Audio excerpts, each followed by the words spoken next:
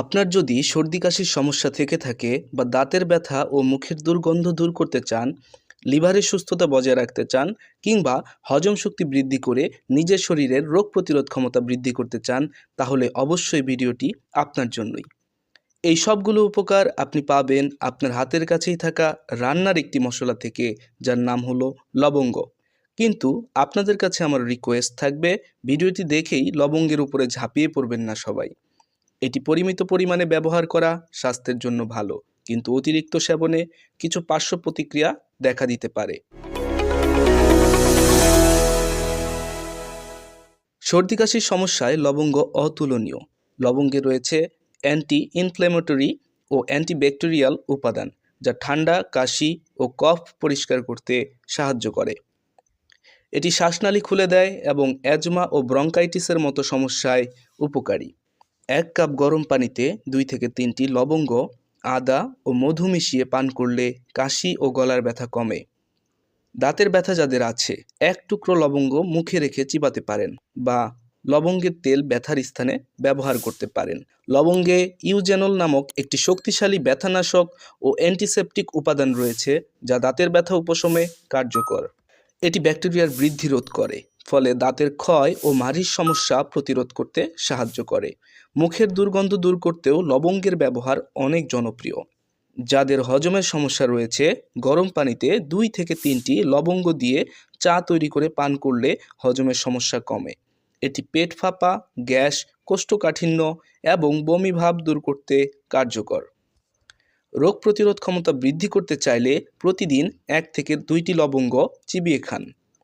লবঙ্গ উচ্চমাত্রার অ্যান্টিঅক্সিডেন্ট সমৃদ্ধ, যা শরীরের রোগ প্রতিরোধ ক্ষমতা বাড়ায় এবং সংক্রমণ প্রতিরোধ করে। এছাড়াও গরম পানিতে লবঙ্গ ফুটিয়ে পান করলে শরীর থেকে টক্সিন বের হয়। আপনার লিভারকে সুস্থ রাখতে সকালে লবঙ্গ চা পান করুন।